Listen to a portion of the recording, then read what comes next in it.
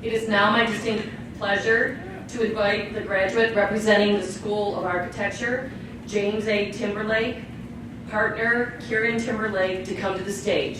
Dean Will Wittig will read his citation. I have to tell you, it is a tremendous honor for me to introduce all of you to Mr. James Timberlake. His citation reads as follows.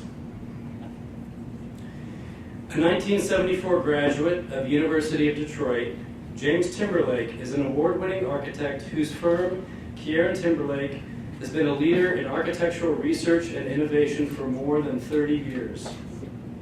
Founded in 1984 in Philadelphia, Pennsylvania, KieranTimberlake explores some of the most important issues in architecture, including efficient construction methods, resource conservation, and novel use of building materials. Under James Timberlake's leadership, the firm has received more than 160 design citations, including the American Institute of Architects Firm Award in 2008 and 2015, and the Cooper Hewitt National Design Award in 2010. His firm's most recent high-profile project, the Embassy of the United States in London, England, is scheduled to open later in 2016. A leader in training tomorrow's architects, he has written 6 books on architecture, lectures internationally, and teaches a design research studio at the University of Pennsylvania School of Design. He also presented a UDM-sponsored seminar in Italy in 2015 for UDM and international architecture students. He was appointed by the Obama administration to serve on the board of the National Institute of Building Science. Would you please join me in congratulating James Timberlake?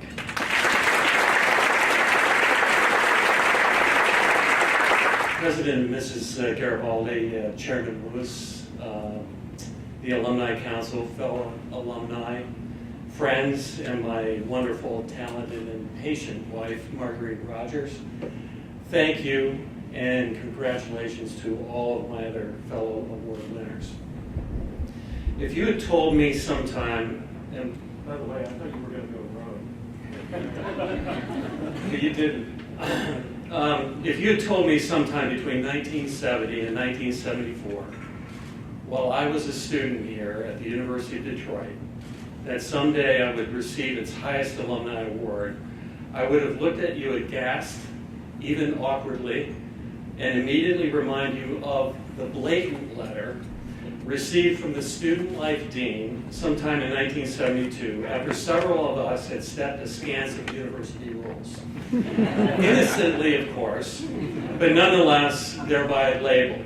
Yes, check the yearbook, we're in there somewhere as the blatant boys. President Garibaldi and Chairman Lewis, please don't take this award away from me.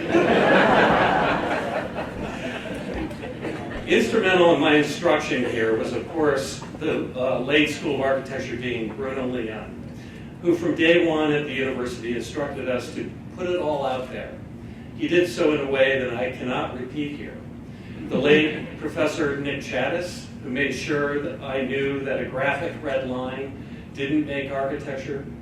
Former Dean Steve Vogel, former Professors John Loss, Charles Mers, and current but soon to be retired Stephen LaGrasso, among others, all of whom, as established or as young professors at the time, were constantly pushing me and consistently pushing me and many others to do our very best, always. The energy of that young School of Architecture, and when I came here, I was only 6 years old, was palpable and infected all of us. These folks and the university at large helped to transform me and guide me to a dream that I've had since I was 5, and that was to become an architect. And no, my mom didn't think I was crazy. But that's okay. The university showed faith in me coming out of high school, allowed me to enroll in the School of Architecture, and in the School of Architecture encouraged me through an engaged faculty, a prescient dean, and a competitive student body to prepare me for things to come. Further, the university opened doors to Detroit, a beautiful city, still near and dear to my heart, that was also transforming at the time. The university was a threshold, as was the city, to more and more wonderful things in my future. The University of Pennsylvania, Robert Venturi and the threshold to the world of architectural greatness, the American Academy in Rome, and of course our practice, KieranTimberlake, with Steve and Kieran, and now 5 new partners and 120 staff. I've now become the person I am, the husband, the parent, the educator, the author, or the architect I am because of the gifts from this university. For that, I am truly grateful and indebted to the university, the School of Architecture, and its community. These are all things that this School of Architecture continues to do. Lastly and briefly, since I have a captive audience, a word to all here about a wonderful educational asset of the universities in the School of Architecture, and that is the Volterra Summer Workshop Program. Through Dean Wittig's invitation and that of Director Vladek Fuchs, I joined the program along with students from UDM, the University of Illinois, and Warsaw University, an institution that has had a long-standing partnership with the UDM SOA for nearly 40 years since I attended here. The Volterra Summer Program is an incredible experience that enables students from here to live abroad and study, meet guests and visitors to the program, and open up a more worldly view of architecture and education by utilizing the great graces of Italy and Italian life to learn about architecture, urbanism, world networks, and the place of the university in the world.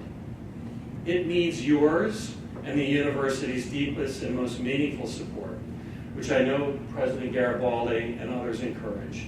And I encourage each and every one of you to reach out to Dean Wittig, this person right here, and ask how you can help nurture and sustain this wonderful educational opportunity. My time last summer was transformational and restoring. I'm sure that is true for the students, the faculty, and the institution that supports it. Thank you all very much for this wonderful award.